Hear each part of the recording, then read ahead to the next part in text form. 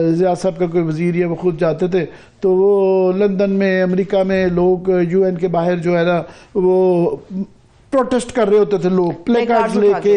और वज़ीर आला सिंध सैयद मुराद अली शाह से अमरीकी कौंसल जनरल और पाकिस्तान में US-8 मिशन की डायरेक्टर की मुलाकात। CPEC के लिए एडिशनल फंडिंग रोक दो, IMF की डेंजरस डिमांड्स पाकिस्तानी हुकूमत को।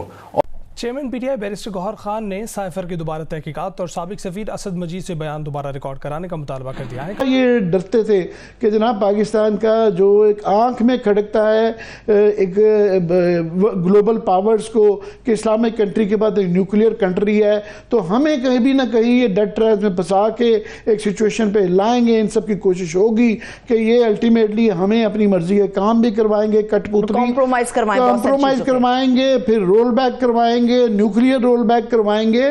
तो ये एक मैं समझता हूँ ये खतरात जो है ना अब हम उसी सूरत हाल में आ गए हैं।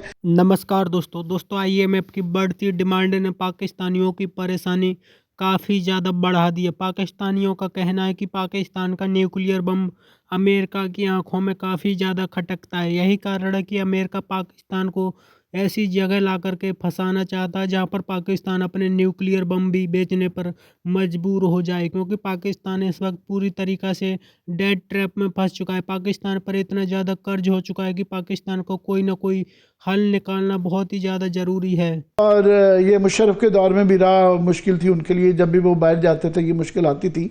पर इस वक्त याद रहे कि ये डिक्टेटर नहीं है, डिक्टेटरशिप नहीं है यहाँ पे, और जैसी कैसी भी है लूली लंगड़ी हम उसके मुतालिक जो मर्जी नकाइश निकाल सकते हैं, मगर यहाँ एक जमहूरी हुकूमत है।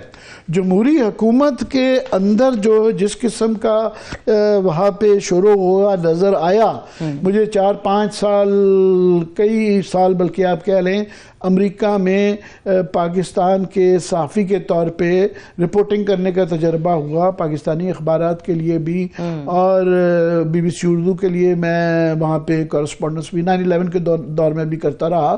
सो मैंने वहाँ पे ऐसा नहीं देखा जो कि कल परसों ये जो नज़र आया है, ऐसा शोर शराबा शोर और गोगा मैंने नहीं देखा वाशिंगटन के अंदर के हुआ। और जाहिर है उसके अंदर जो है हर किस्म की बात की गई। यहाँ पे तो मैंने बताया ना जिस तरह अपने मुताबिक की जा रही है। ऑफ कोर्स उन्होंने साइफर के मतलब ये कहा कि जी लाए कॉन्स्पिरेसी थ्योरी है, डोनाल्ड ट्रम्प साहब ने ये कहा, मगर वहाँ साथ में पाकिस्तान के इलेक्शन के मुताबिक उन्होंने कहा जी ये बिल्कुल मशकूक इलेक्शन हैं। फिर उसके बाद यहाँ पे जो सियासतदानों की और इंसानी हकूक़ के जो अलमबरदार सहाफ़ियों की जो हरासमेंट है उसकी बात हुई।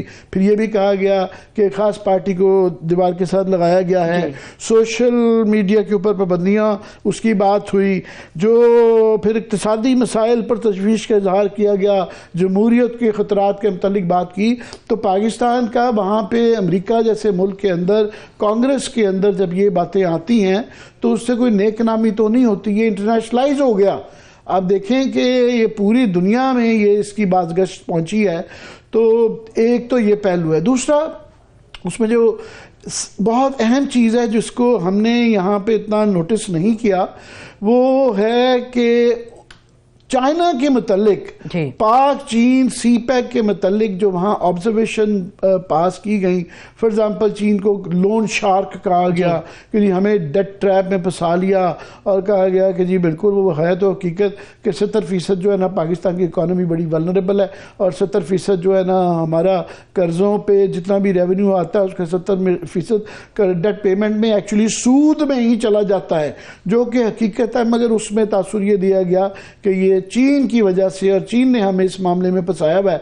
फिर वही उस तरह की ही बात क्योंकि यहाँ पे IMF ने की हुई है, उन्होंने भी CPEC के हवाले से ये यहाँ जो बताया गया कि बातचीत जो ये अरेंजमेंट होने से पहले ये जो मायदा हुआ है इसके अंदर भी उन्होंने कहा है कि जो CPEC को हमने 493 जो देना है जो पैसे रिसीवेबल उनके इकट्ठे हो गए हुए हैं, हमने उनको एश्योरेंस दिलवाई है IMF को कि हम उनको ये एडिशनल बजट उसको फिलहाल नहीं दे रहे हैं।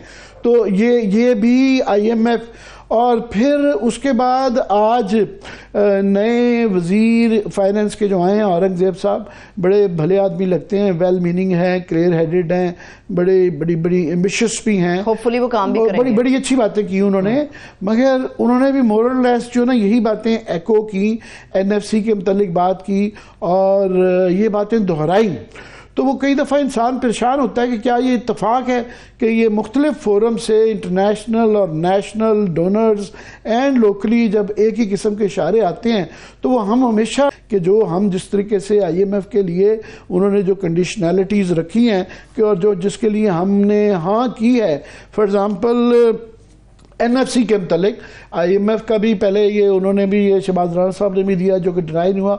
आज बिल्कुल उन्होंने औरंगज़ेब साहब ने भी इसका कहा कि जी बिल्कुल NFC को जो है वो हमने रिविज़िट करने की ज़रूरत है। और बाय द वे मैं समझता हूँ कि इस पे बहस मुबासा होना चाहिए। ये NFC के ऊपर ये कोई सैक्रोसैंक्ट नहीं है। बोथ साइड्स के आर्गूमेंट हैं कि सूबे अपनी जिम्मेदारियां पूरे नहीं कर रहे, ये खुद लोकल बॉडीज को इवॉल्व नहीं कर रहे हैं, नेशनल प्रोविंशियल फाइनेंस कमीशन नहीं बनाया और ये 90% जो इनकम इनकी है वो वफाक से लेके जाते हैं, अपने जो ये टैक्सेस नहीं लगा रहे।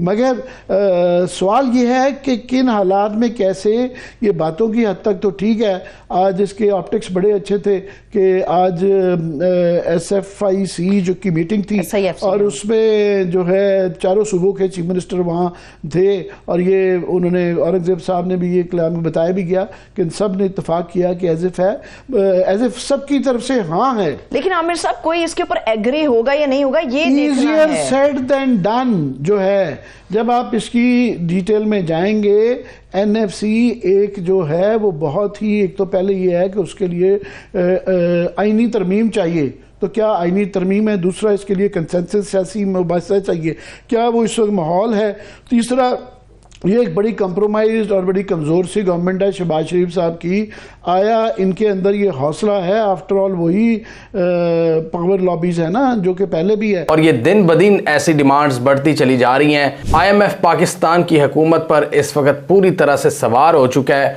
और आए दिन एक नई डिमांड के साथ वो हाजिर होते हैं और वो ऐसा लग रहा है कि पाकिस्तानी सिस्टम के लिए ये सारी डिमांड्स को कबूल करना बड़ा मुश्किल होता चला जा रहा है। अभी हमने देखा कि IMF ने पहले कहा कि क्रिप्टो करेंसी के जो गेन्स हैं उन पर टैक्स लगाओ, प्रॉपर्टी पर टैक्स लगाओ, ये जो रियल एस्टेट सारा सेक्टर है इसके जितने भी मुनाफे हैं इन पर टैक्स लगाओ। अब IMF ने कहा है कि CPEC के लिए जो एडिशनल फंडिंग है, जो बिजली घर लगाए गए थे ना CPEC की मद में, उनके लिए एडिशनल फंडिंग आप नहीं कर सकते। इसके अलावा हमने ये भी देखा, इसकी सारी डिटेल देखेंगे, IMF और अमेरिका पहले दिन से ही CPEC के ख़िलाफ़ थे और इन्होंने जब ये 2018 में पाकिस्तान को पैसे दे रहे थे, असद उमर उस वक्त फाइनेंस मिनिस्टर थे, और फिर 2022 में भी हमेशा IMF CPEC का इशू ले आता है कि CPEC की डिटेल्स खोल दो। तो बहुत हद तक हमारी हुकूमतें रेजिस्ट भी करती हैं क्योंकि चाइना भी हमारा दोस्त है। चाइना की डिटेल्स वो हमने इतनी ज़्यादा पब्लिक नहीं की हुई कि चाइना से किस किस्म के मुआहदे हुए थे। अब IMF कह रहा है कि भाई आपका जो सर्कुलर डेट इतना ज़्यादा बढ़ चुका है ना, उसमें एक बहुत बड़ा जो किरदार है वो CPEC के बिजली घरों का है और चाइनीज़ पावर प्लांट्स को जो आपने तकरीबन 500 बिलियन रुपीस देने थे, उस हवाले से आप एडिशनल एलोकेशन नहीं कर सकते फंड्स की। एडिशनल एलोकेशन CPEC के बिजली घरों को रोक दो। और CPEC के बिजली घर नवाज शरीफ और नून लीग की हुकूमत बहुत क्रेडिट लेती है कि उन्होंने पाकिस्तान में लोड शेडिंग को ख़त्म या कम करने में बहुत अहम किरदार अदा किया था। 2015-14 में ये सारी डील्स तय हुई थी चाइनीज़ कंपनीज़ के साथ और चाइनीज़ कंपनीज़ को स्पेशल फेवर भी दी गई थी, उनके लिए स्पेशल फ़ंड रखे गए थे, उनको टैक्सेस में भी छूट दी गई थी। तो वो अब चीज़ें पाकिस्तान के सर्कुलर डेट पर बोझ बन रही हैं और IMF भी अब मैदान में आ गया और उन्होंने कहा है कि इनको एडिशनल फंड्स आप एलोकेट नहीं कर सकते। पाकिस्तान ने सालाना तकरीबन 48 बिलियन रुपीस रखा हुआ है, तो IMF ने कहा कि इससे आगे आप नहीं बढ़ सकते। अब ये जो सारा मसला क्रिएट हो रहा है, ये सारा बिजली का क्रिएट हो रहा है पाकिस्तान में जो एनर्जी सेक्टर है कि किस। तो दोस्तों, जिस तरह से IMF ने पाकिस्तानियों को साफ साफ बोल दिया कि पाकिस्तान की सरकार सी पैक के लिए एक फूटी कौड़ी भी नहीं दे सकती, क्योंकि सी पैक को पूरी तरीक़ा से बंद करना होगा, क्योंकि सी पैक पाकिस्तान की तबाही का सबसे बड़ा कारण है। यही कारण है कि पाकिस्तान इस वक्त काफ़ी ज़्यादा परेशान है, क्योंकि पाकिस्तानियों का कहना है कि जिस तरह से पाकिस्तान के सी पैक को पूरी तरीक़ा से ख़त्म किया जा रहा है, उससे पाकिस्तान का अब्बू चीन भी काफ़ी ज़्यादा नाराज़ हो जाएगा। चीन के ज़रिए ही पाकिस्तान की रोजी रोटी चलती है। यही कारण है कि पाकिस्तान इस वक्त काफ़ी ज़्यादा बौखलाया हुआ है। पाकिस्तानी सरकार जिस तरह से IMF के आगे पूरी तरीक़ा से लेट चुकी है, उससे पाकिस्तान को अब IMF की हर एक शर्त पूरा करनी होगी। साथ ही पाकिस्तानी इस वक्त काफ़ी ज़्यादा परेशान है। पाकिस्तानियों का कहना है कि जिस तरह से अमेरिका पाकिस्तान को ऐसे दोराहे पर ला करके खड़ा कर रहा है, जहां पर पाकिस्तान एक न एक दिन अपने न्यूक्लियर बम को भी बेचने पर मजबूर हो जाएगा। पाकिस्तान पर कर्ज इतना ज़्यादा चढ़ चुका है कि पाकिस्तान को हर हाल में इसका कोई ना कोई हल निकालना होगा ही। अमेरिका जिस तरह से पाकिस्तान को अपने जाल में धीरे धीरे फंसा रहा है, उससे पाकिस्तानी काफ़ी ज़्यादा परेशान है, क्योंकि पाकिस्तान की फ़ौज अमेरिका की हर एक शर्त को पूरा करने में लगी हुई है। आपकी क्या राय कमेंट में ज़रूर शेयर करें। यदि आप चैनल पर नए, चैनल को सब्सक्राइब करें। वीडियो पसंद आए तो लाइक करें, कमेंट करें और शेयर करें। जय हिंद, वंदे मातरम।